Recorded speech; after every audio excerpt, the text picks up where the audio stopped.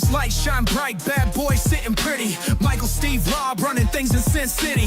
Podcast blazing truth, rhyming hard and witty. Three kings on the mic, Vegas life gets gritty. Matt Michaels dropping bombs, quick wit, no filter. Sin City's own, blending gold with the silver. Steve taking notes, every word's a thriller. Rob's on the tracks, beats cold like a chiller. Bad Boys a podcast, raw truth they broadcast. Speaking facts so fast, haters coming dead last. Las Vegas legends, three amigos top class. Mic in hand, setting fire, never outclassed.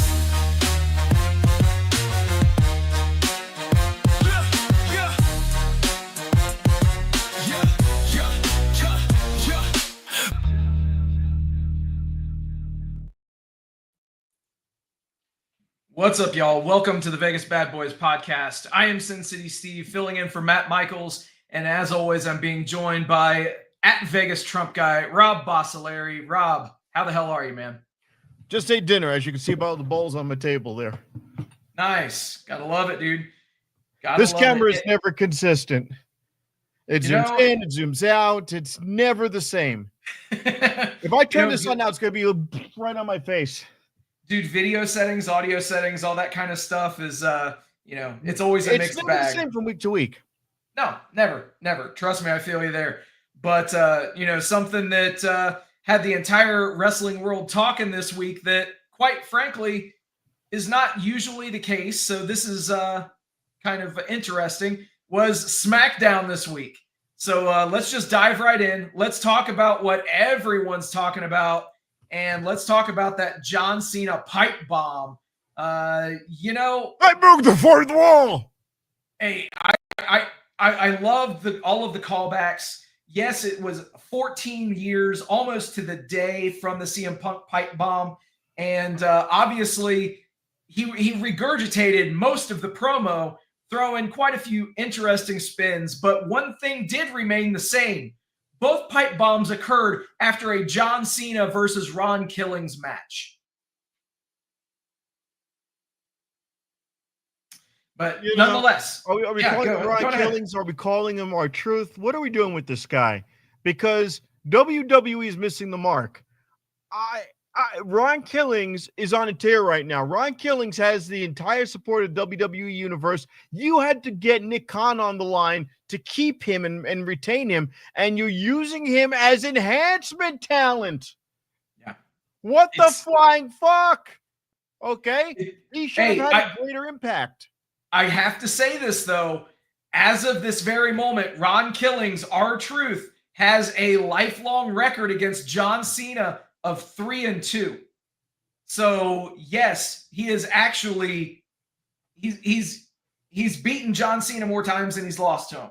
How many people can say that? I don't know. Look, all I know is it was a silly way to go about it, I guess. What do you do with him now? Because this is the highlight. You're not going to give him, unless you're going to put him in a title contention, which they're probably not going to do. Let's be real. Is he going into title contention somewhere? Probably not. So what have you used him for except to move a storyline along? That's exactly what it is. All right. I guess. But it's like a waste. Yeah. The same thing with Karrion and fucking Cross. Right. And Cross is it's something I saw that he was pretty heavily shown tonight on Raw. We'll talk about Raw here in a minute, but the promo itself, this pipe bomb promo that obviously did what it was meant to do. It generated a lot of buzz. You had three name drops. You had Claudio Castagnoli, you had Matt Cardona, and you had Nick Nemeth. Obviously, all three guys that Cena was pretty close with and had his run-ins with in WWE. But yeah, it kind of interesting that they're dropping those particular names, huh? They're dropping the names because these were all main event level guys. Cesaro never really was. He was at best in WWE, a tag team guy. Okay. He has the look, but that look didn't come until he got to AEW, where he looked like, holy shit, this guy could beat the crap out of somebody. But in WWE, when he had his big title run against Roman Reigns, they didn't know what to do with them. They dragged him out and they put him in a shitty suit. I remember he walked out in a gray suit. His ring attire said always. He didn't know what he was. So in AEW, they go, okay, you're going to be basically a heavy. You're going to be a thug. You're going to be a henchman. And it works. It works. It works. And he found a lane. So I'm not going to say that AEW is always bad or WWE is always bad, but things go up and down. And here's my take on all of this. Just because things are going up for AEW and down for WWE, in my opinion, neither one is that over. There is no suspense here. I'm not on the edge of my seat every week like we were a few years ago. Cody Rhodes is in the King of the Ring contention. Yeah. Ooh, And I put the I put the graphics up there as far as what went down on SmackDown. Obviously, there's the R-Truth match that we talked about with John Cena. There was the other King and Queen of the Ring tournament matches: Randy Orton versus Sami Zayn and Alexa Bliss versus Asuka. And quite frankly, you could have called those from a mile away, man. what are we doing here with these predictable endings? And also in Raw tonight, let's talk about Raw tonight with the women. Yeah. All right. So Roxy is paying dividends. Great. But she was never going to beat Jade Cargill. And let's go, counterclockwise. Jade Cargill first. Jade Cargill made that look difficult. Yeah. She made it look like a struggle. And Roxy basically out-wrestled her. But Jade Cargill overpowered her. When Bianca Belair came out and did that kind of stuff, Bianca Belair did it and made it look easy. That was the whole gimmick of her character. I'm the fastest. I'm the best of EST. And she backs it up because she makes the moves look effortless. Jade Cargill is a rusty gate. Yeah. And her squash matches in AEW did not pay off. So Roxy tonight looks fucking amazing on two different fronts. Out wrestling Jade Cargill and then coming to the aid of Roxanne Perez. I mean, coming to her own aid. She came and she aided herself. No, coming to the aid of her newfound member in Judgment Day, her new tag partner. Rodriguez. Newfound tag partner, I guess. You know what I meant with that. That's evidently the latest rumor is that they're not going to vacate those titles. So it's going to be interesting what they're going to do. There would be no reason to do it. The women's tag belts are meaningless in WWE. It sucks because usually the people who hold them are really deserving, but whatever. That's it. She's going to take her spot. Liv Morgan shows up down the road and goes, "Hey, bitch," and that'll be the end of that. Exactly. Bring up that graphic one more time. Yeah. Really quick, I do want to make mention of something. Yeah. The women's tag team titles, it seems like as if those things are fucking snake bitten and cursed, man.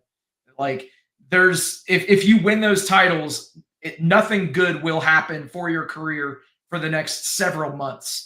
It's really sad. No, absolutely. It's exactly what happens. Think of all of your women's tag belt holders over the year, even women who are charismatic. Yeah. They all go away. Yeah. That's why you had Naomi and now Mercedes Moné going, well, what the fuck? Mm-hmm. These should mean something. We're holding belts, Yeah. And Raquel's sitting there going, she looks like somebody nursing a kid. She's just like, it's such a task. It's an arduous task that she has to carry that championship. I've got these two kids, and I don't know what to do with them. Yeah, that's it. It's bizarre how WWE treats those belts. It really is. It's when WWE years ago had the Divas belt. I always looked at that as the most fucking patronizing belt ever, a butterfly belt. It really was emblematic of the times as to where these women stand in the company. You were there to fill up 25 minutes every 3 hours. That's the feel you got out of it. Whether and that was, I always used to say, you know, Trish Stratus, oh, she paved the way. No, Mickey James. Mickey James didn't put her head in a bucket of slop. I dare I say, I mean, they both did pave the way. I mean, Trish, but those two will be forever linked. When I think of a person who just did it straight up wrestling, gotcha. Of those two women, who just straight up wrestled? What was her big? Well, you know, the funny thing was the other one was banging the boss, and that was the character, and the other one got in trouble because she gave a lesbian kiss. Hello, which one? So now we go forward, and there have been women who could really freaking wrestle. And what, you know, you get Charlotte Flair, Alexa Bliss, Charlotte Flair.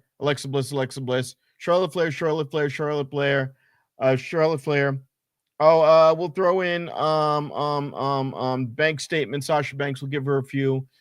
Charlotte Flair. It was Bianca Belair. Okay, Bianca Belair. And sprinkle Asuka in there. You know, yeah. Can she cut a promo? What's her promo? You're not ready for Asuka. Okay. All right. What do we do with her? Slap some crappy makeup on her and have her spit acid, because that's what we do with Japanese wrestlers when we can't figure out what else to do with them. So now we have Roxanne Perez being in the limelight because why the fuck not? And are they going to use her right? No. Jade Cargill's a rusty gate, and she can't cut a promo yet. Maybe that will change. The King of the Ring tournament, and in the picture is Cody Rhodes under the King logo. Like, I wonder what we buried the lead on that one. Yeah. Well done, guys. Well done, graphics department. Oh my God. You should have put that in the center, the crown in the center, King of the Ring below. They put it over Cody Rhodes' head. Did Jay not wrestle well? He wrestled amazingly. He gave him spears. He gave Cody Rhodes a crossroads, and Cody got out of it. We had some incredible matches, but how long did it take for us to finally get a match with Karrion Kross? And he's wearing his wife's merch. The guy knows the business, and he's playing the game, and he's been more than patient enough. Oh yes, he's been more than patient enough. Okay, he had an easier time getting Scarlett Bordeaux than he did trying to get some ring time there. And I'm sure she's a respectful woman, but my word, to get in the ring. And by the way, come to think of it, wouldn't it have made more sense for him to be under Paul Heyman's tutelage? Yes. Than it would have been to have the guy who just tsunami'd you over and over again and you just don't explain it?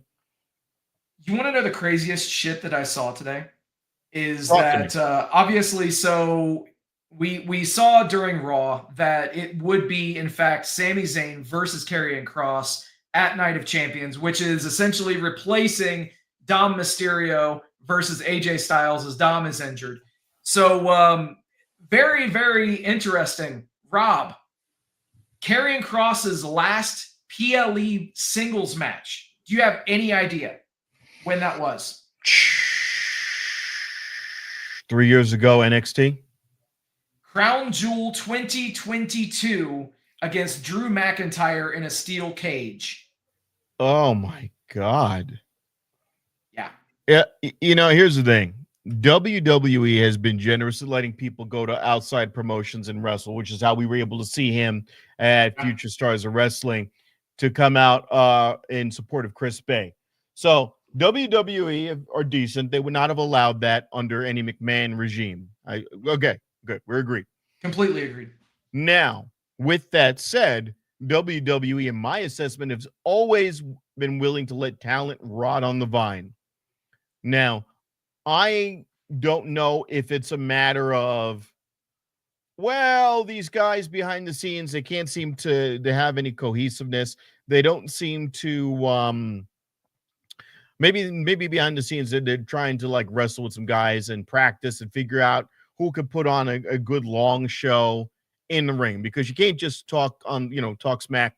So maybe behind the scenes they're not gelling with anybody in the ring, because as they say when you're training, which I did briefly, that's your partner in the ring. That is the person that you really got to gel with, is a person you're going to be fighting, because you're putting your life in their hands.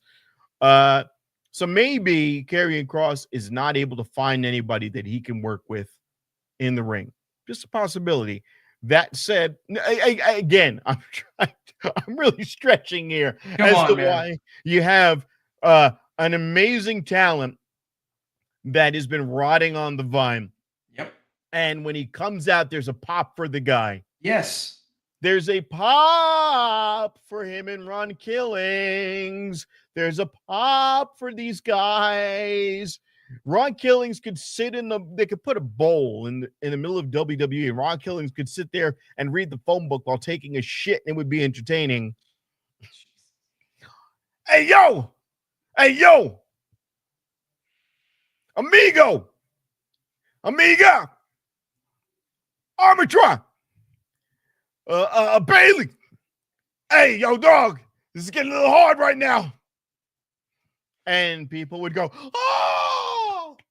Hey, Wade, R-Truth right now is taking a deuce in the ring. And by God, it's the best deuce that everyone's ever given before. Oh, wait a minute. His deuce just got broken up by John Cena. And you would go, okay, all right. R-Truth just took a shit in the ring, man, and people are over. No, they're not using him right. Okay? Give him... Make it look like he had a chance to win. Okay. Sure. We've all seen this guy wrestle. Okay.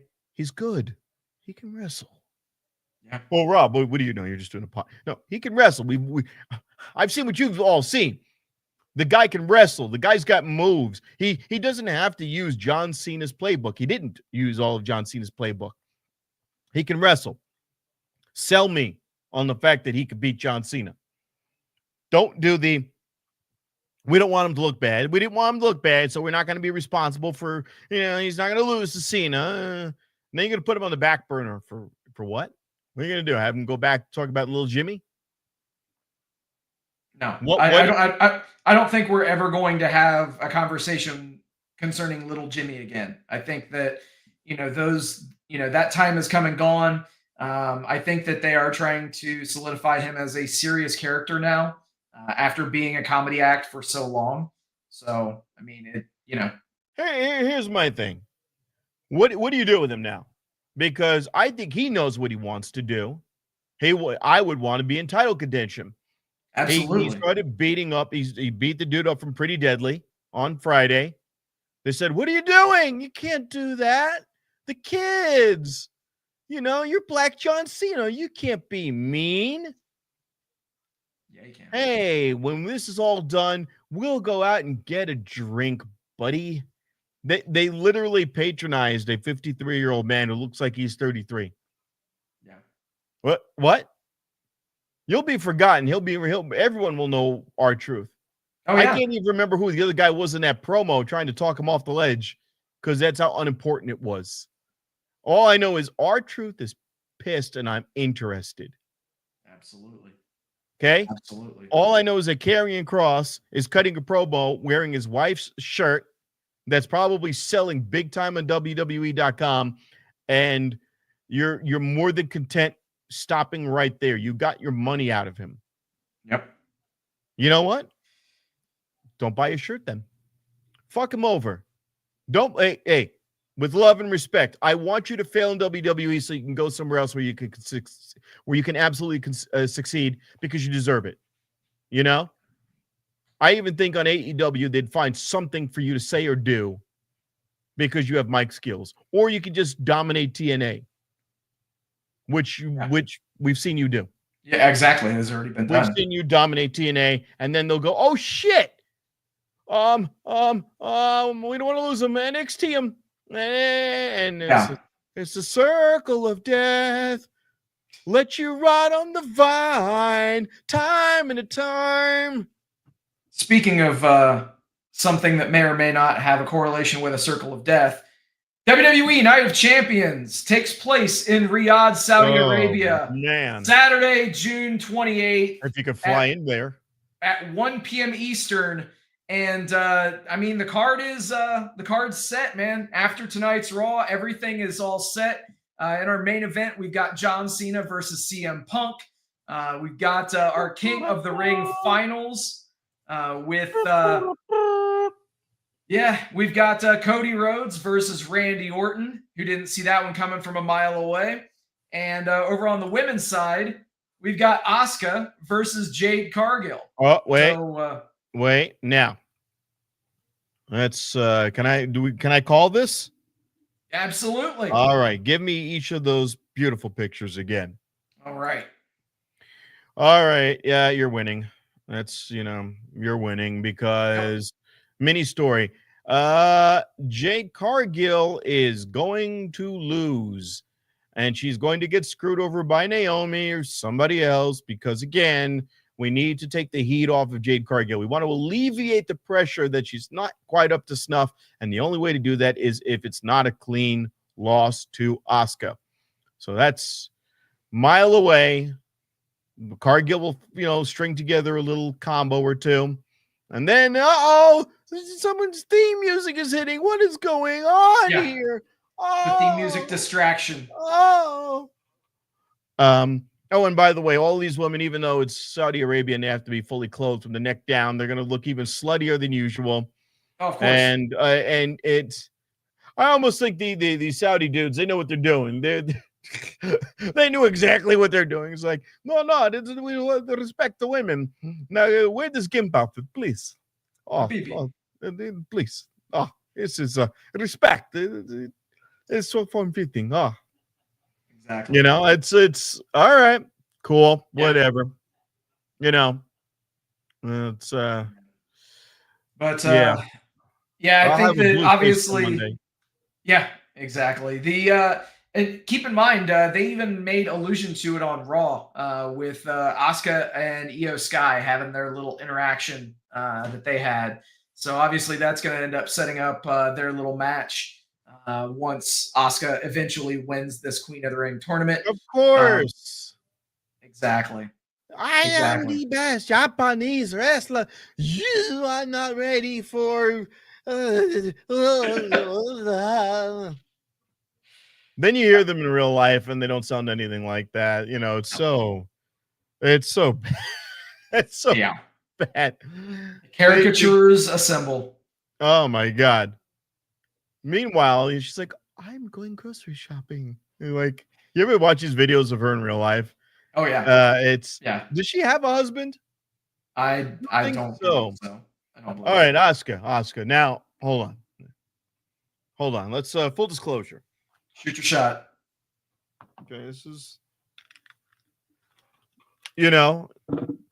I want to tell you something here. Now, you've always been an impressive wrestler, and I talked a lot about Jade Cargill, but I know you're going to beat her. And I'm not saying this because, Jade's married. It's so I've always liked you. And I think we can do more. And I want you to become a guest on our show. And I want to tell you that I think I'm ready for you. Okay, whatever that means. I'll give you an address, the geolocation to my room, and yeah. It's going to be brilliant. It's going to be great. And he won't be, there's nothing, don't worry about that. We won't need any enhancement stuff. No bumps. But if you want to give me a bump, I am ready. And we could take this relationship and really, start things up, and it's going to be great. And you can speak normally. You don't have to do that horrible voice. I know you have a beautiful voice there. All right, man. That's enough. That's enough. Shit. All right, man. But just rounding out the rest of the Night of Champions card. like I said, Cena and Punk at the top. You've got your King and Queen of the Ring finals. You also have Jacob Fatu versus Solo Sikoa for the Men's United States Championship. Sami Zayn versus Karrion Kross. And last but not least, Rhea Ripley versus Raquel Rodriguez in a street fight. I know that you've had you've definitely had your opinions on display about Karrion Kross. What do you have to say about any of those other matches? Raquel Rodriguez, who? She's tall. She's tall. Yeah. She's tall. Yeah, that's pretty much the extent of it. But they don't know what she's another one. Rhea Ripley is goth, and it worked for her. Yeah. She did when she came out in NXT, she didn't have tattoos, she had long hair, and then she slowly became goth, and they went, fuck man, Australian Hot Topic, love it. Hell yeah. Yeah, this is working. And then Mommy's on Top and all the Spanish references, and she probably bangs like a damn animal. She broke her husband's leg or ankle. I mean, this is just, exactly. You know, speaking of Mexican references, there was a pretty decent show that happened this week in Mexico at Arena Mexico, and I'm talking about AEW Grand Slam Mexico. Obviously, it was the headline coming out of that is now it is 6 belts Monet. Mercedes Moné defeating Zeuxis to win the CMLL World Women's Championship. And say what you will, this match was interesting. We'll leave it at that. Yeah, it was a match. Tell them why you mad. Tell them why you mad, dude. Like, and the thing is, obviously, everybody's going to be pissed off because it's another belt for Mercedes. But at the end of the day, she's already logged a defense of that CMLL World Women's Championship as she defeated La Catalina 2 days later to retain the championship.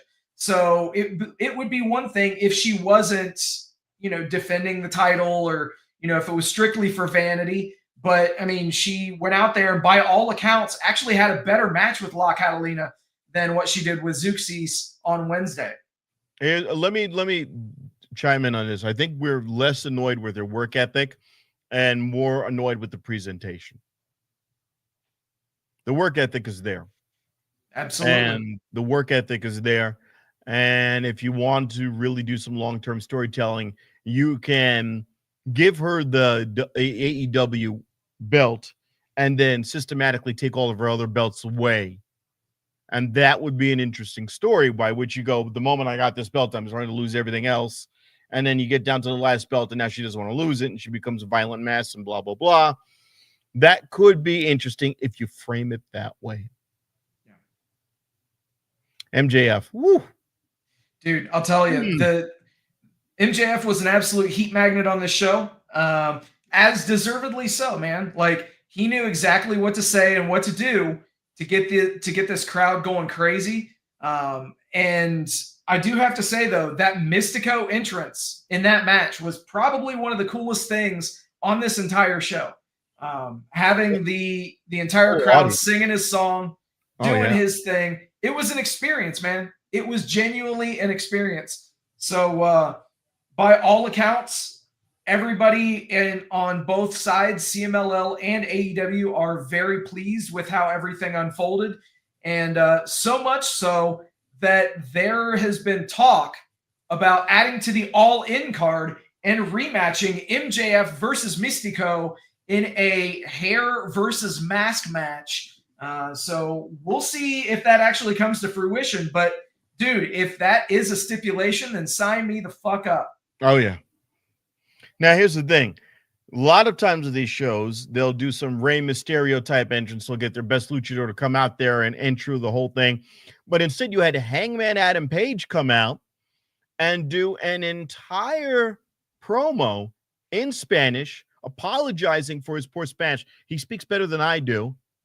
And he cut an entire promo in Spanish, thanking everyone for allowing him to be there, allowing him to participate, allowing the AEW family to be, to allow them to be there, and in Mexico City and CMLL. It was a humble speech, and the fact, and also the optics of it. He had that whole place cheering cowboy shit. The blonde hair, blue eyed guy, most American looking guy, comes out there and humbles himself. That is some real fucking babyface shit. Absolutely. Brilliant. And so much so that the higher ups with CMLL, they had other names that they were looking at for future appearances. After they saw Hangman's promo, it's been reported to the Wrestling Observer that they really want to book dates with Hangman. Like, they want him to work CMLL shows on a consistent basis whenever possible at Arena Mexico. That's how much CMLL loves this guy. Because he did the right thing the right way. He completely what's the word I'm looking for? He endeared himself to the crowd. Yeah. And that's what you have to do. And then guess what? You get more bookings. It's entertainment. It's all about bookings and entertainment. And he did a good job. But by the way, in that same regard, I would want MJF there as many times as I possibly can get, because you want to see him lose. You want to see somebody get over on him. You want that receipt. Taking Mystico's mask and wearing it. Yes. The ultimate disrespect. And Mystico is wearing a red, white, and green Mexico-themed mask, and MJF took it off, dressed up in his red, white, and blue MVP onesie. And I feel like they've taken elements of Chad Gable, obviously. Absolutely. But I still like it. I still like this. In fact, I like it more, I should say, because it's not as sophomoric as somebody going, that clearly isn't Chad Gable. That's El Grande Americano. And I'm going, oh God, just end it. I'm so over this. It's just not over. I'm over it. It's so irritating. They have Pat McAfee every week. That's Grande Americano, man, and I don't understand it. It's like, well, wait a minute. He's got the same ring gear, and he's got the same tattoos. Hey, look, I just shot Chad Gable, and 3 hours later, all Grande Americano's bleeding out. Michael Cole, you're an idiot.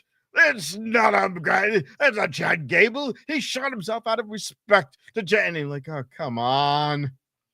I get it, but it's just so grating. Yeah, absolutely agreed, man. So MJF is just going straight up, fuck Mexico. America's the shit. And I love how he's hot dogging the entire match. He doesn't take it seriously. MVP's bursting a blood vessel. They do interference anyway. It's just good. It's just simple storytelling, and it's effective. Lee Moriarty could care less. I gotta say though, that 4 million pesos flying 4-way, that was a treat to watch. And why not showcase the best in Lucha Libre? And right there, I mean, you've got Mascara Dorada, a CMLL talent. You've got Ricochet, who is an all-world aerial expert. And you've got one of our own here in Vegas. Absolutely, one of our own here in Vegas. You got Hologram, who is AEW's star that they are trying to build, and dare I say, their first ever original character that is unique only to AEW. And then Lio Rush is somebody who, you can like him, you can hate him, but this guy, I mean, he is crisp in the ring, and they all made it work. Hologram continues his undefeated streak, picks up the 4 million pesos and the win. Here's my thing with Hologram. And I haven't looked up on Wiki. What is he Spanish, or is it just some fucking rando who wanted to be a luchador?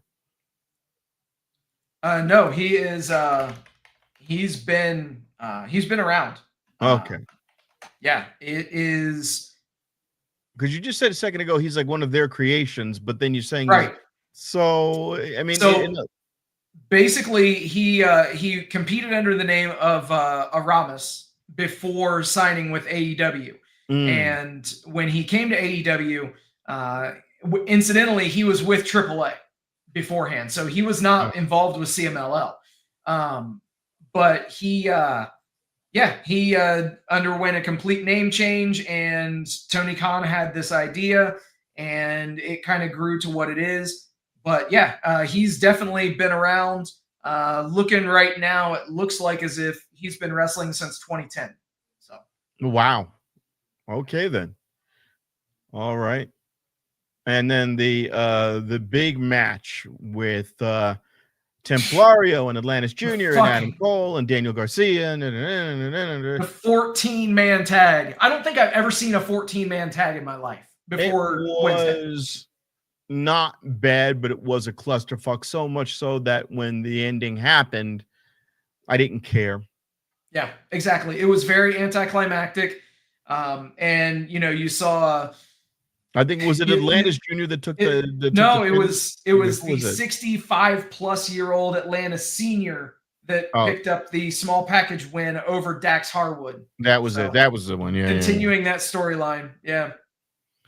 And I will say this again. Why was Cash not allowed to be over there? I don't know. Interesting. Yeah. He was right back to it on Saturday though on Collision. So yeah, of course, because he doesn't have any problems whatsoever in the United States in that. No, not at all. None. Yeah. Zero. Again, anything with Stokely Hathaway to me rots quickly. If I see that you're being represented by Stokely Hathaway, that means the good things are not good for you. I've never this is the only promotion I've ever heard of. Maybe I'm wrong, where and you could say, well, Paul Heyman's an example of this, but where they have just a universal floating manager. Right. Like Paul Heyman, he picks who he wants and he ascends and he's part of the story. Stokely Hathaway just shows up like a leech. And it's always comical and slapstick and shticky and him and Smart Mark Sterling. It's like, oh God, what have I done wrong? I guess I'm not over anymore that I need this asshole in my corner. The Young Bucks and the Death Riders. Yeah. Do you find it even interesting in the slightest, by the way, that we've seen a bit of a shift as the Young Bucks are spending more time with the Death Riders lately, and Okada is evidently not a member of the Elite, as he is now a member of the Don Callis family.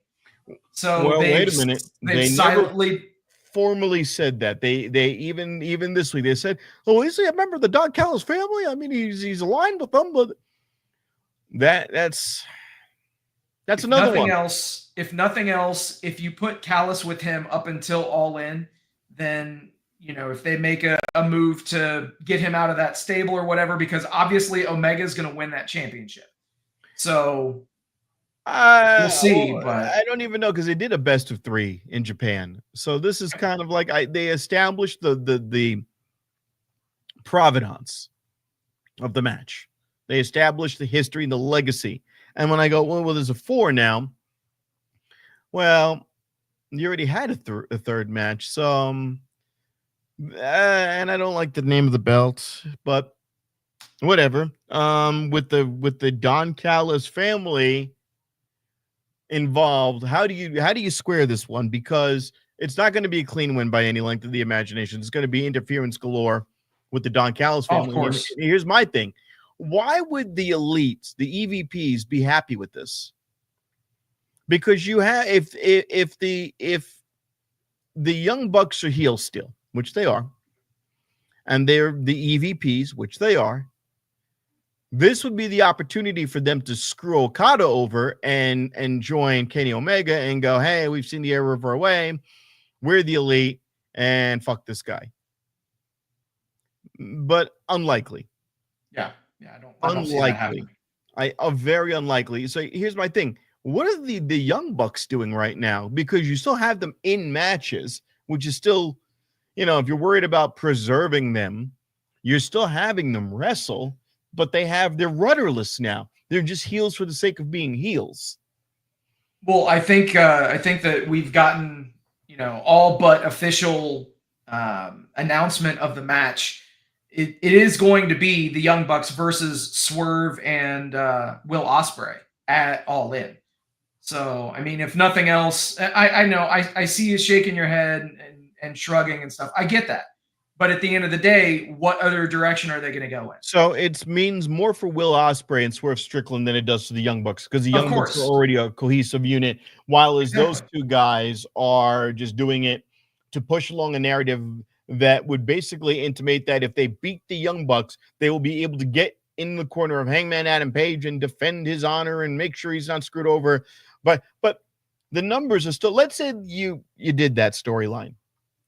You would have to do something like break Matt and Nick Jackson's legs for them to not be able to participate ringside in what's going on with Moxley and Hangman Adam Page.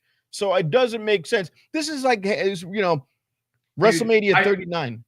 I think we're going to see a shitload. I think we're going to see a shitload of interference. Remember WrestleMania 39. Solo Sikoa was ejected. You go, okay, he's ejected. Cody wins.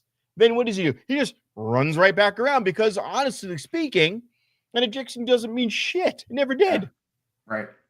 So you're just going to have a clusterfuck of people running around the ring. You might as well just play the final countdown during the entire match, because it's going to be Stadium Stampede quality with a world heavyweight match. And so I agree. And here's what I want. I want that briefcase to open up and nothing be in there. I think that's what's going to happen. I want Moxley to just put his hand in to go reach for it and then pull out a fuck you. Yeah. Yeah. And you know, I think something that definitely needs to be mentioned is we did see a bit of proof. I'll just pull up this graphic one more time, just because down here at the bottom right-hand corner, I did mention last week, Lee Moriarty, Blue Panther. That match seems inconsequential up front, but during that match, or should I say the post-match at ROH Global Wars, we did see, or rather we did hear the final countdown, and we did see Bryan Danielson make an appearance in Arena Mexico. So it would not surprise me in the slightest if we didn't get just overbooking Central in this main event match at All In. You've got the Death Riders that are going to get involved. You've got the Young Bucks that are going to get involved. So who else is going to need to get involved? Well, it would not surprise me whatsoever if you have Bryan Danielson make an appearance to neutralize maybe Wheeler Yuta or somebody in the Death Riders, just to get his comeuppance and to kind of get his get back. And then realistically, it would not surprise me if we don't get a returning Darby Allin being the one that actually acts as the catalyst for that championship change and gets Hangman Page that title. That would not surprise me in the slightest if we don't get a Darby Allin here's return. the thing. I've said this before. Hangman Page wins, I don't care. Right. The chase was too goddamn long, and the chase did not involve one person. It involved a stream of people. What made Cody's run special was Cody was battling his way back. So it was like a it was cinematic. The hero is battling his way through all these other people to get to Roman Reigns, to get his victory, to finish his story. This is just throwing a ton of people against the wall to see what sticks. Yep. And what they always do in wrestling is, and they did this in WWE tonight, they'll throw out the names of wrestlers. Well, what do you think about Hangman Adam Page? What do you think about this guy and that guy? And then what did you think about what the one they do tonight on specifically in WWE? Goldberg's return. And the crowd cheers and they boo, and they cheer and they boo. And behind stage, Triple H probably going, all right, they don't like him, they like this guy, they don't like this guy. And sometimes they follow it and sometimes they don't. But there's no hero in AEW. As great as he did, Hangman Adam Page, and he's doing good, he's not super over. And the most over champion they ever had was MJF. When they said, I'm not just a scumbag, I'm your scumbag. And when he had the entire, County, Nassau County, Long Island, cut promos for him. He was probably the most over I've ever seen anyone in AEW. Maybe Moxley when he went up against Jericho, shortly after, Jericho was, champion, and they invited Moxley and stabbed him in the eye. Moxley was over for a while. Eddie Kingston, but he was never in the main belt contention, really. But those are the baby faces, and Cody Rhodes. And again, but a lot of these guys, they graze the edge of it, and that's the problem. Am I going to be happy with Hangman Adam Page long term? I'm not. I don't see any payoff for him. Who fights him next? Is it somebody else from from the Death Riders? And what about all these other Death Riders? They're not using them. They're really not using them. They're not doing anything with Claudio Castagnoli. They're not doing anything with Wheeler Yuta. Marina Shafir should be fighting Mike Bailey. I would find that immensely entertaining. I think that she can sell against a man. I think he would be the perfect one. They both have that judo background, that martial arts background. Let them do something. Let this shit organically happen. You've see, AEW accidentally discovers things and then they don't follow in. WWE, you get punched in the face with obvious choices and you don't do anything with it. And the IWC, the internet wrestling community is like, oh man, the ratings on Raw. Look, if the IWC is constantly putting out that the ratings on Raw are shit and that Triple H is shit, eventually where there's smoke, there's fire. Yep. Matt Michaels would say, you guys are just marks. Eventually, you're going to go, oh, this is a problem, because what I saw tonight was boring. When we have Lyra Valkyria interrupt a match and throw fists to get Bailey's match thrown out, you're like, wait a minute. They even told her, hey, stop. The ref's like, stop. You're gonna fuck Bailey over. Stop. And then the way they did it was back and forth. Then she just, for no reason, runs into the middle of the ring and starts punching the shit out of fucking Becky Lynch. And I'm like, wait a minute. I could see if Becky Lynch gave her a hot punch, right? And then she immediately gives her a receive. No, there was this bizarro delayed reaction, and it was just the most shitty storytelling. And now we know what it's going to be, a triple threat. Yep, of course. And it's going to be a triple threat because we're trying to find a way to bring Lyra Valkyria into the fold and make her more interesting. Yep. And she still sounds and comes off like a whiny little sister. Sorry. Absolutely. And, we talked about people that might be showing back up. I'm going to throw the graphic up from Collision, not because there was a whole lot that was newsworthy on it. However, the 8-woman tag was all right. The Timeless Toni Storm promo of her standing out there looking like Carmen Sandiego was pretty funny. Mm-hmm. And not to mention, she dropped an F-bomb. Gotta love that. The real noteworthy and newsworthy thing coming out of Collision was the return of Kota Ibushi, completely unannounced, in front of 1,800 people in Kent, Washington. And I'll be real, the last time that we saw Kota Ibushi, it was not in his best interest to be out there. Fortunately, this time he looks much healthier. He looks like as if he's I don't want to say taking this seriously, but he definitely looks the part, and that is who they're going to essentially be substituting for Kenny Omega in the coming weeks, because I think that they're going to have him sell this diverticulitis injury or re-aggravation up until, I'd say, probably that would be Wednesday the 9th, the last Wednesday before All In. I could see them having him return that day on the Go Home Dynamite just to kind of sell the show.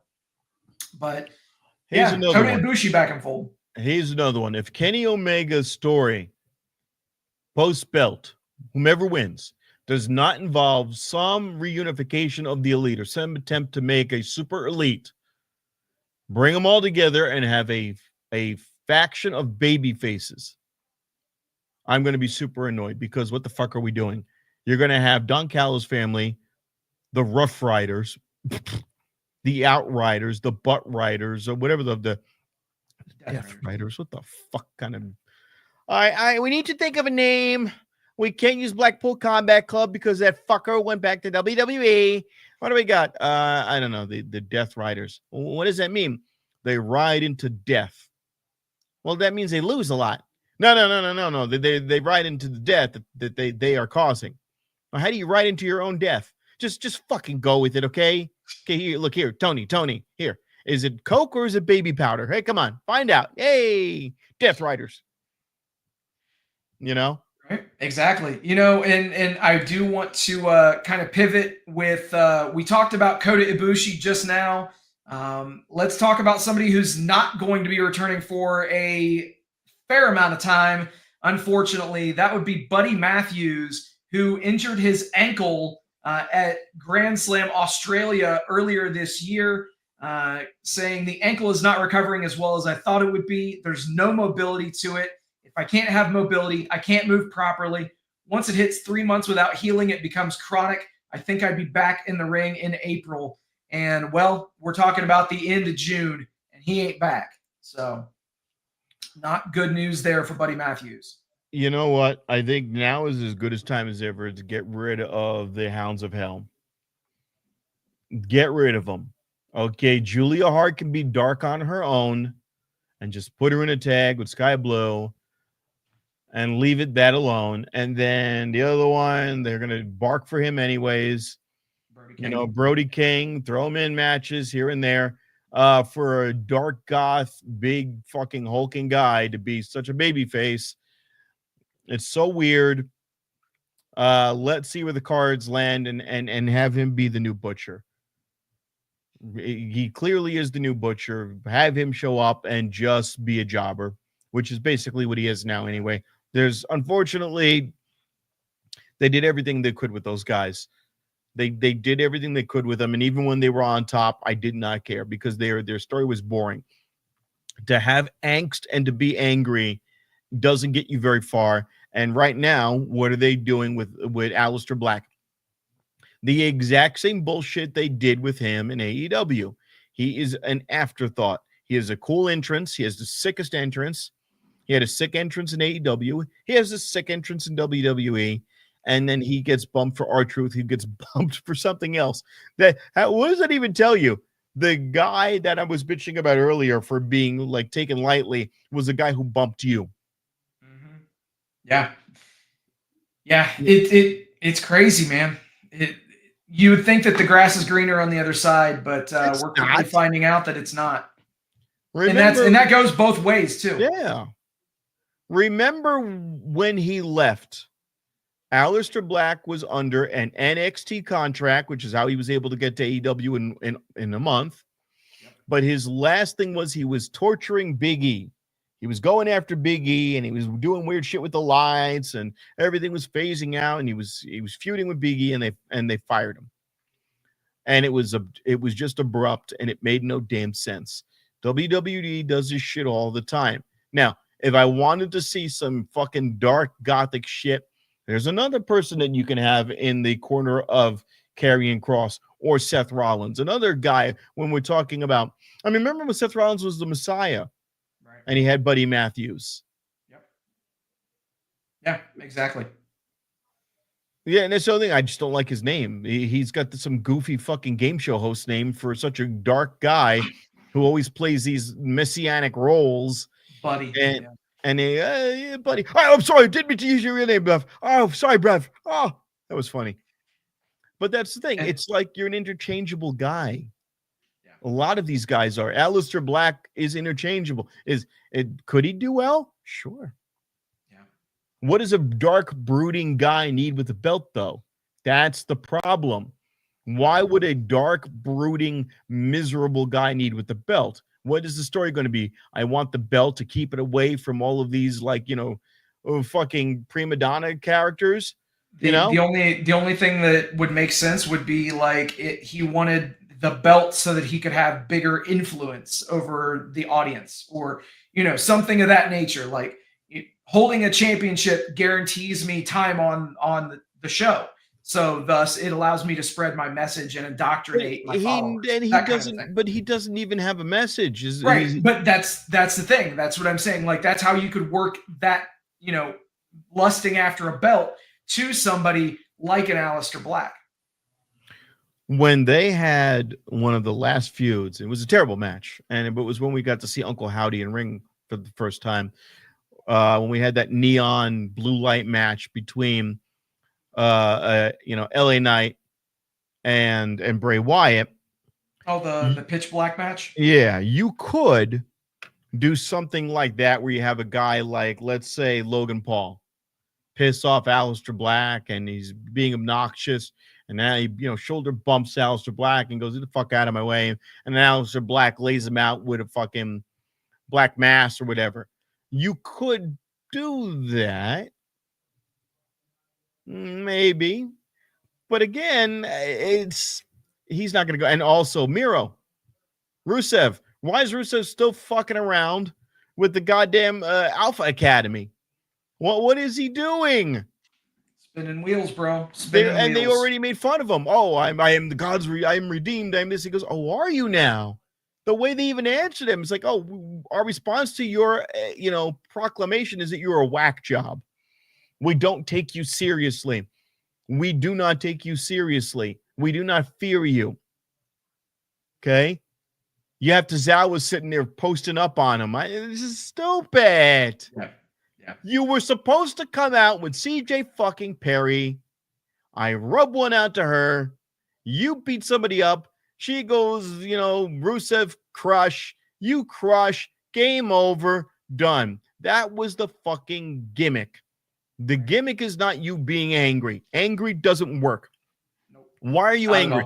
I'm angry because I did not get respect. Okay, why didn't you get respect? Because I didn't get time. Why didn't you get time? Because the people didn't like me. Well, whose fucking fault is that?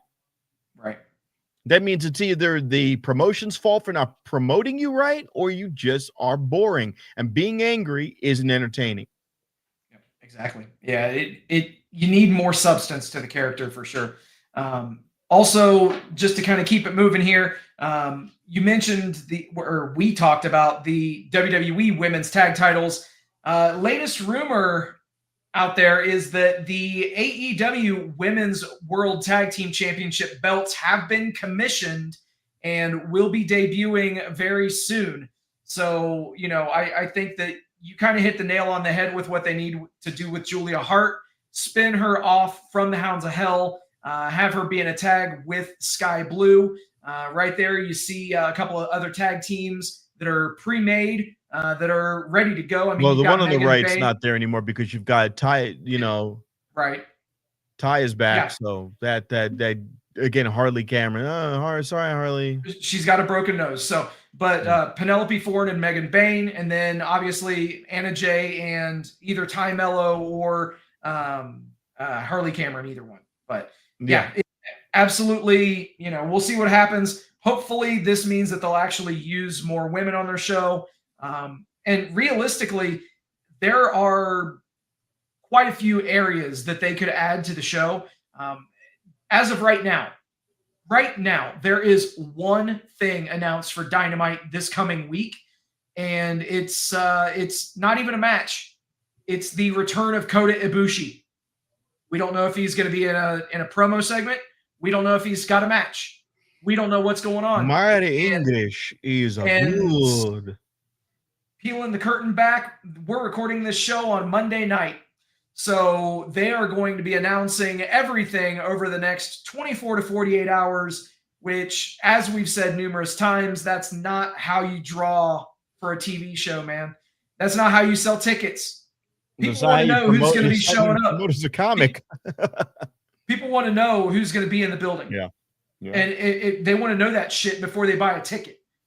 And if everybody will notice, when they stopped the crazy blitz at the end of Dynamite, which we all made jokes about, with Excalibur rattling off 3 weeks of Dynamite matches at some times, at least we knew who was going to be in the building. After they stopped making all those matches that far in advance, people stopped buying tickets to your fucking show. Mm-hmm. I don't think that there's that can be understated just how important that truly is. So, Well, here's what I will say. If you don't care about something, I don't care about it. When you care about something, I care about it. When you care about something and I stop caring about it, then you need to stop caring about it. All right?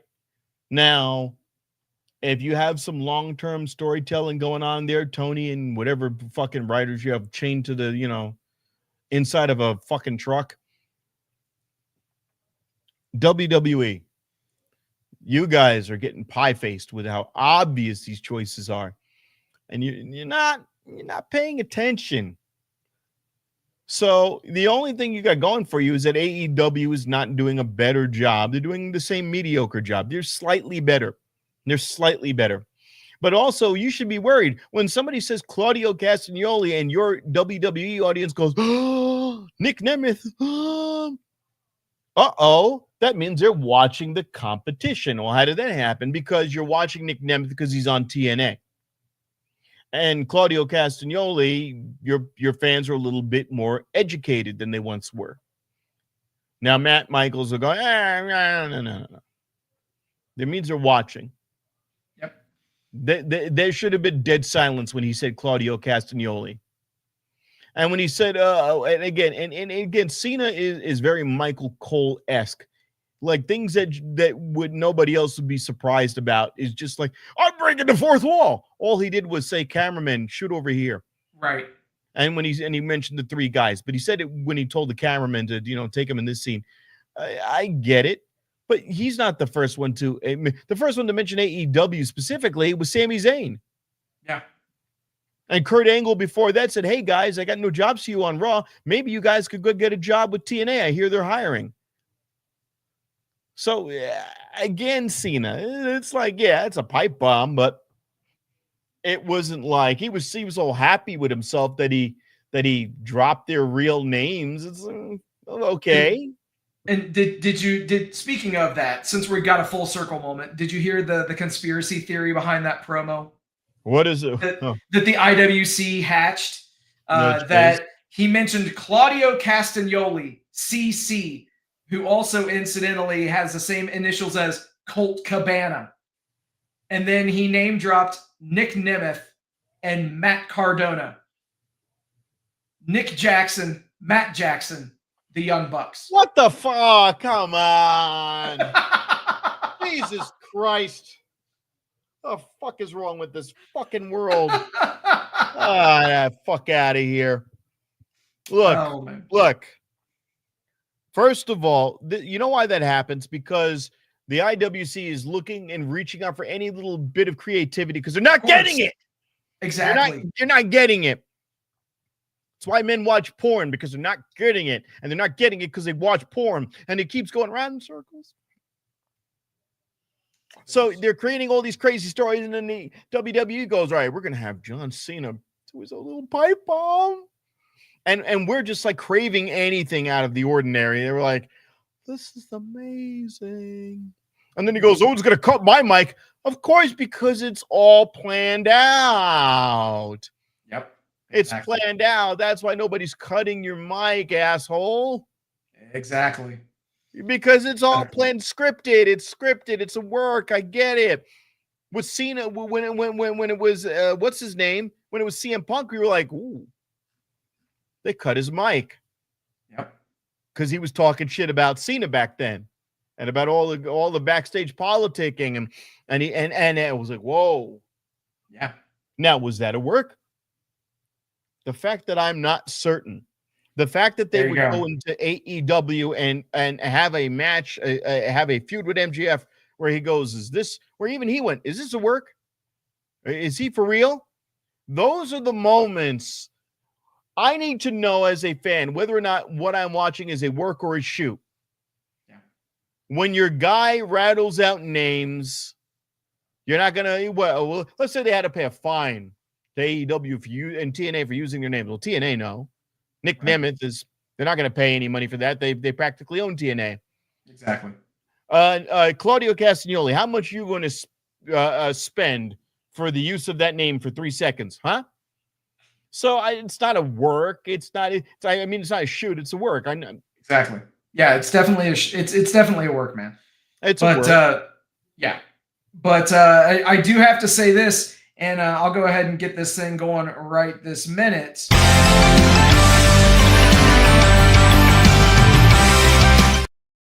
All right, so the over-under. I bet you. Look at Jim today. There you go. There you go.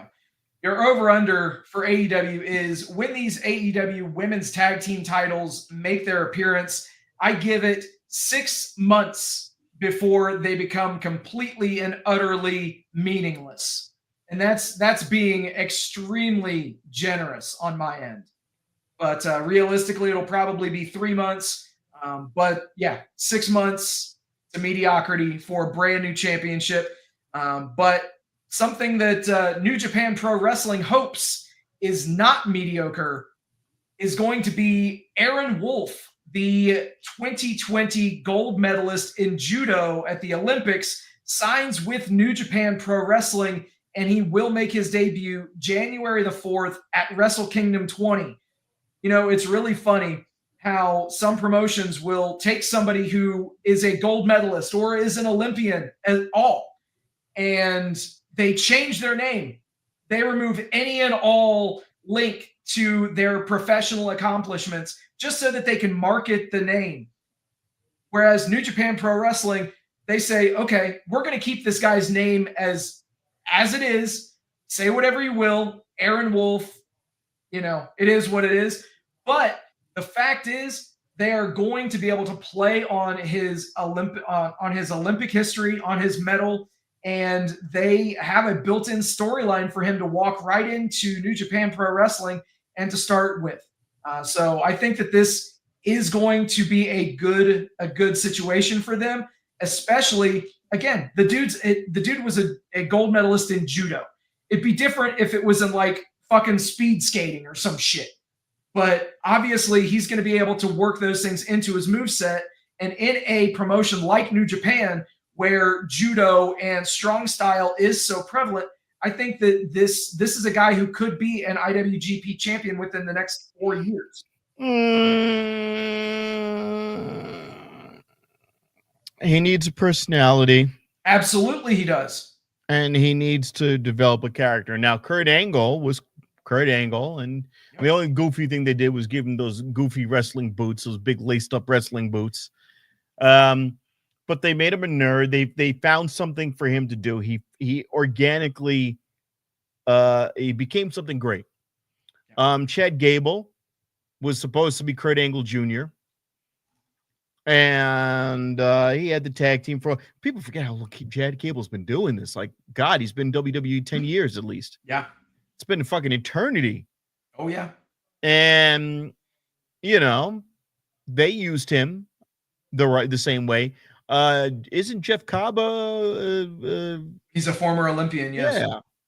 Yeah. Now, he's the other example, though. He's the one you're talking about where they don't know what to do, and they're just like, hey, you're here. Yep. And they'll make a quick mention of it. They've had others too. But yeah, that's the latest example. Popular ones though were the ones that I'm an Olympian, and this is my name, and unfortunately on both examples of success, it was you're a nerd. Right. And incidentally, they both have essentially the same type of theme music. And the it's awesome. Yeah, why not? But you know what else is awesome, man? Sometimes you got to take a dump.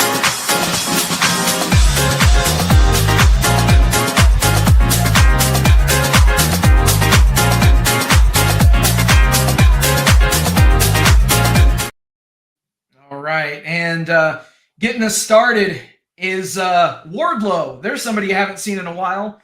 He's been filming American Gladiators and doing stuff with that. Before that, he was injured. Before that, he was locked in someone's basement somewhere. But he tweets out to James Gunn, if you need a Bane and Dave Bautista is busy, I'm your guy. Dude, get that guy a Bane mask. Get him featured. He looks like he could do some serious work in comic book movies, man. I would like to see somebody like him. He could have done. He could be Black Adam because fucking Dwayne Johnson, a fucking caramel complexion, bald Black Adam. What the fuck was that shit? Coconut Adam. What the fuck was with Coconut Adam? No idea, man. Son of a. No idea. But here we have a fan on the left and Seth Rollins on the right at a at Fanatics Fest. Oh, look how pissed he looks. So pissed. He looks so fucking angry. Oh my God. Obviously, that's Seth on the left and the fan on the right. But it took me a second, to be honest. Takes you a second. Oh, it's so brilliant. Oh, guy, he looks so disgusted. Elsewhere, we've got Canelo Alvarez talking about possibly seeing him at some point in WWE. No. So, one of the hottest and most prestigious boxers in recent history. What do you think, man? Maybe get in there with Logan Paul? It never works. They've done boxing before. I can't remember the names during the Attitude Era, but they've done this before. It doesn't fucking work. They don't connect. They have no mic skills. They're not going to be able to be fucking Ronda Rousey. I mean, come on. Let me do a bunch of shitty moves and then a hip toss. Yeah. Speaking of hip tosses, Nixon Newell, a.k.a. Tegan Knox, has launched an OnlyFans account. So for all you gooners out there, yep, I know you probably already have it bookmarked, but that will be available within the next week or so. How many loads are going to be blown? I don't know, man. You tell me. Billions and billions and billions of loads. So many loads. Hang on. Don't do it for free.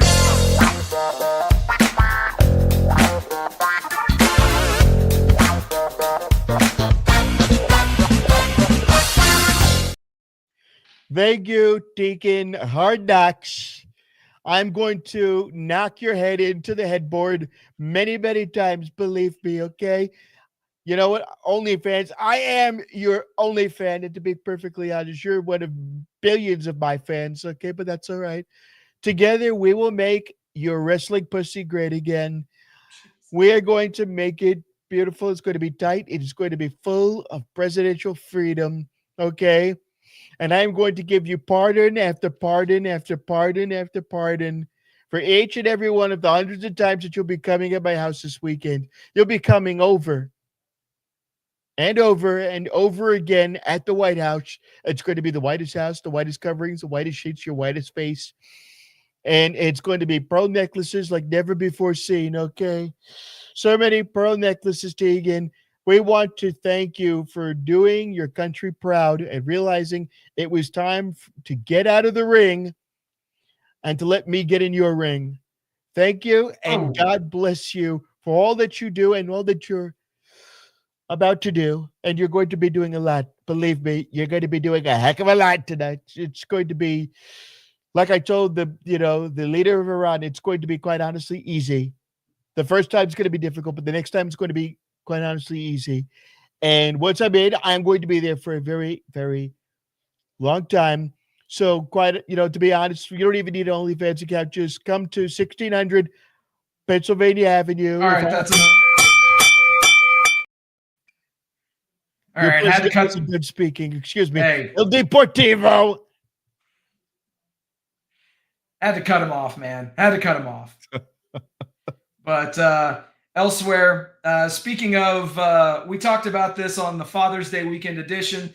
Man, Katie Forbes, Rob Van Dam having twins, man. Not just having one. They got twins on the way. So Rob Van Dam, Katie Forbes giving birth to a tag team. Gotta love it.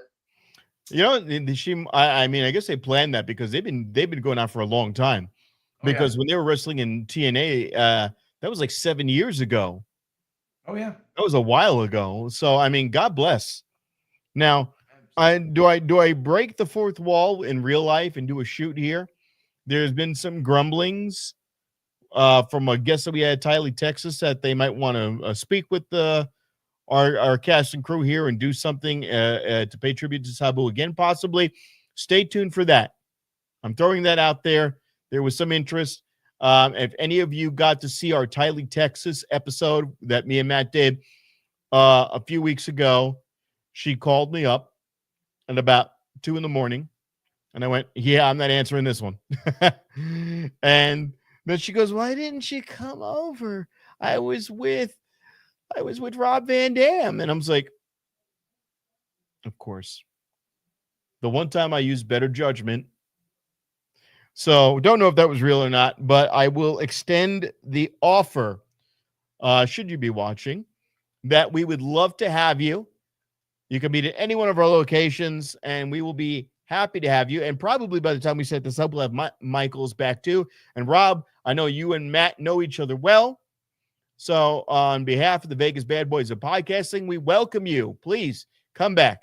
And Tylee, keep your clothes on. Because you see, Tegan Knox is already the official mascot right now. Okay? Exactly. And she's going to get knoxed. Believe me, she's going to get Tegan knoxed up. Okay? You know, moving on, we've got Photo Recreations. We got Dom and Trish. Dude, I'm telling you what, Dom Mysterio is just living the life in all aspects, bro. All aspects. Damn. Like now and then, it doesn't matter. No, not at all, dude. God. Not at all.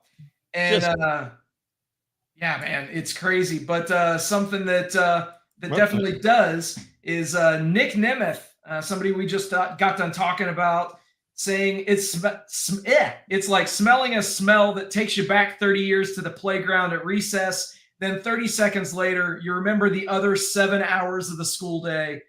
Talking about Goldberg's return and what's on tap for Saturday night's main event and Goldberg and Gunther. But they buried the lead. They said this is his last match. Yeah. They buried the lead. Ride. Yeah, he even said it. He goes, hey guys, so I tried to tell you I got to interview Goldberg, and he told me, well, this is going to be his last match. But wait a minute, what if he wins? He said, well, then that will be interesting. All right. Thanks for giving that away. Yeah. Thanks, guys. This is again. Now, let me be real here. It's not that I necessarily dislike Michael Cole. It's that they make me want to dislike him for reading such obvious dreck as that. You know, there was a plane crash in San Francisco about 10 years ago, and it was a Chinese Airlines. And the reporters at local San Francisco news said, and the pilots were Sum Ting Wong, Ouch Bang Boom, and they were really reading really racist names. And you went, wow, you would have to be an idiot to read that. Half the time when Michael Cole speaks, I'm thinking to myself, you would have to be an idiot to read that or say that and just blurt out the obvious. But also, I mean, you're making a going away shirt, and everybody else, when they leave, they get like a year. This motherfucker just shows up one day and goes, "This is it." What? How one match, man? Dude, and the thing is, WWE could actually be the one last match circuit for quite a few people, man. Because obviously we got Goldberg. Also, our last piece from the social media dump is Stone Cold evidently told multiple people during Mania weekend he might have one more in him. Rob, you want to see Stone Cold go out in Mania? Because we saw him fight Kevin Owens, right? Yep. It was just like 3 stunners and a beer fest. Of course. Do you really need anything else from Steve Austin, though, honestly, at this stage of the game? No, but here's why I don't want it. Unfortunately, Steve Austin, it doesn't hit the same way unless you've got Jim Ross screaming at the top of his lungs to his tonsils explode out, Stone Cold, over and over again. Remember when Stone Cold came back after injury and he shows up to whip Triple H's ass and fucking Jim Ross jumps out of his chair. He can't contain himself. That's when their boots were on the top upper left. Oh, let me see where my camera's at. Right for left, right. And he's up there, and King is trying to pull him back in the chair. He's going, Stone Cold! Stone Cold! Oh, God! Stone Cold! And I'm going, that and, oh, my God! That's the kind of shit that's missing from wrestling to this day. There is not a single fucking announcer worth his salt that is emotionally invested in the match, except once in a blue moon, Michael Cole will have a something go off in his head, and he'll have a brief moment when he was calling the Pat McAfee Gunther match. There was windows where we could actually see him trying, and that day his commentary skills grew 3 sizes. It's rare, but I need that. Every WWE production now ends with executive producer Paul Levesque, and it's quiet and it's soft, and it's 2 men embracing each other, staring at each other like some gay Red Shoes Diary. It looks like the moments before the softcore porn is supposed to begin, except it's 2 dudes already greased up and sweaty, and they're about to embrace. Jey Uso makes eye contact with Cody Rhodes. It's East meets West. It's the Pacific versus the Atlantic. The rising tides of their desire and lust. He had to beat him in combat, but the combat only deepened their bond and admiration for one another, and that admiration has changed. Executive producer Paul Levesque. Yeah. That is the end of every fucking WWE show now. It used to be, by God, we had it in a hellacious night. Thank you all for watching, and good night. Oh, and I'm going, oh, God. Oh, God. Oh, what the fuck just happened? Oh, wait a minute. Hold on. And then you took your VCR and you went, King! Oh, God. And it's 2 guys who were basically blowing loads, like nonstop blowing loads. Okay, think of every like shitty 90s porno you've ever seen where the guy is just screaming way too loud. Okay, oh, you're dropping loads. Ah! That was what Attitude Era was. You could put any of these guys in now and go, oh, the Attitude Era, the wrestlers are better. No. Put a fully loaded Jim Ross there right now. Can somebody get Mike Tenay out of retirement? Let me come on. Who was the guy who screamed, oh my God? Who was that? Joey Styles. Come on. I need to be excited. And if you're not excited, okay, who is the best guy they have on AEW now? Quick. I mean, realistically, probably Ian Riccaboni, to be honest. Yes. But Ian Riccaboni is the clean guy. Ian Riccaboni is the voice, and he's good. They don't use him enough, but they're starting to now. They're seeing less Shivani, more Riccaboni. Yes, I want to make that a shirt, and it's happening, and it's good. But who was good? Who was the guy who was giving me that energy? And they used him for a while. No, there was. They used him for a while. He didn't know the moves, and they called him out on it. Jericho. Jericho was being used. I don't know how much longer Chris is under contract. So I don't know if that's going to be a thing. And probably not. Now, can he do it? And would I be entertained watching him? Wants to do it. Exactly. Because it would be a downgrade for him. A monster downgrade. Yeah, exactly. But when he was calling matches and they had William Regal, this is when they just started with the Blackpool Combat Club. And he goes, oh, that was an incredible lariat. And he goes, that wasn't a lariat. A lariat isn't performed that way. You should know this. And I was like, but he was still energetic as all hell. And by the way, where is 2.0? They came back and you had Mailbox Head, who was, you had him calling matches too, and he was good. Hey there, you know what really gets Daddy Magic's nipples hard? But he can call matches. They have the talent. They have the people. Exactly. WWE, who's the best? Nobody. Realistically, Corey Graves is the best announcer WWE has. Corey Graves was and on he's tonight. the fill-in. Corey Graves was on tonight. And remember when Cole said he was the heir apparent? Corey Graves is sharp. Yeah. But their most entertaining guy right now is Pat McAfee. Pat McAfee and get rid of Tessitore. They should just have Corey Graves. I don't know if they didn't like the energy of having two heel commentators on at the same time.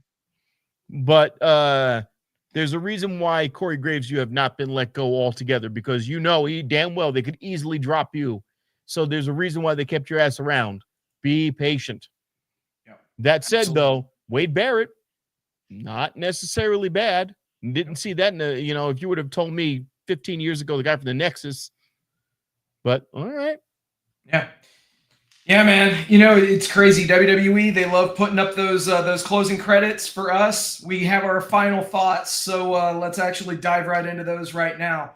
Rob, where can people see you over the next week?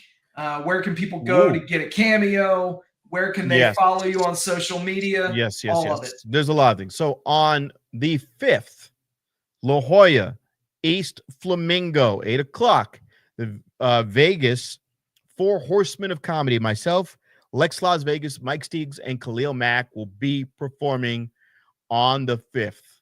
Very importante. On the 3rd Thursday of every month at La Jolla is a burlesque show. And these women are fucking gorgeous. You want to go there. Members of the 4 Horsemen will be performing in the middle of the burlesque show. I was there this Thursday. It was a spur of the moment. So that should be, if I'm not mistaken, my math is correct, the 17th of July. Look at my social media page. It says it right there, Rob at Vegas Trump Guy. If you go to my socials, you will see my Cameo page on Instagram. Please come out and book. Now, book me to, I'll say whatever you like. On next Monday, I will not be here. On Monday, I will be at the Bonfire. Now, obviously, I want you to watch this show, but I will be at the Bonfire. If you want to break away from your computers, as I see tonight, you did. Go on to the to Bonfire, 8 o'clock. Show run by Mistress K, and it is a comedy contest, and the grand prize will be $800 for the best comedian. So please come out and support your boy. This is going to be uploaded afterwards. Listen to us, Mistress K, 8 o'clock. Look at Vegas Trump Guy, or Google her, or look at her through the social medias. Now, on July 4th, I know I'm bouncing around. July 4th is going to be on a Friday, and that will be Dirty at 12:30. I'm trying to get on that stage. That is not confirmed yet, but keep your eyes peeled for that. If you go to Dirty at 12:30, and I am going to be there on the 4th, if I'm able to make it there, I will not disappoint you. It is going to be next level. We're going to try to take the whole act and bring it to another level. So stay tuned for that. But the 5th, abso-freaking-lutely, and the 30th, we've got 2 shows. And right after this, I might head over to Backstop Comedy, because right after this is Backstop Comedy in Boulder City.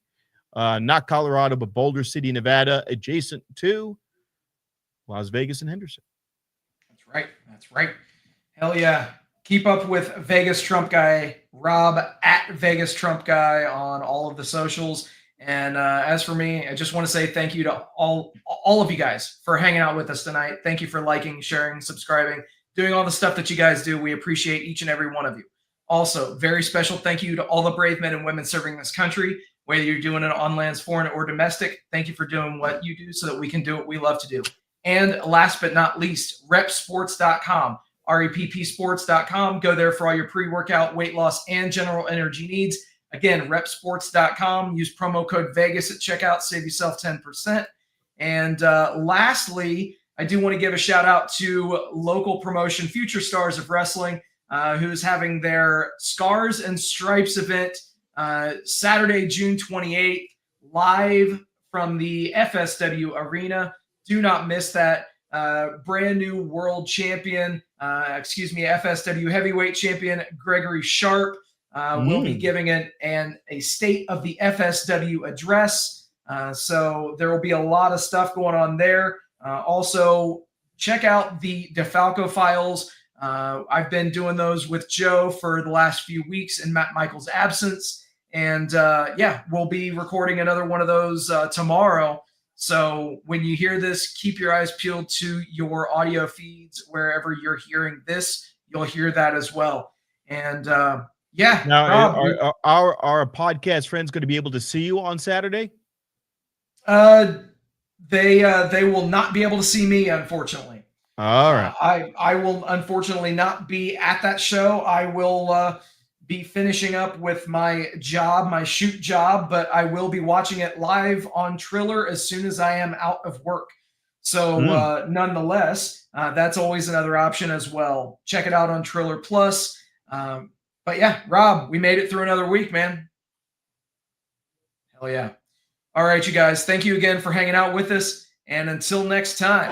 Did any of you have a great time tonight? Yeah. With that, everybody, thank you for hanging out. We'll do it all again next week.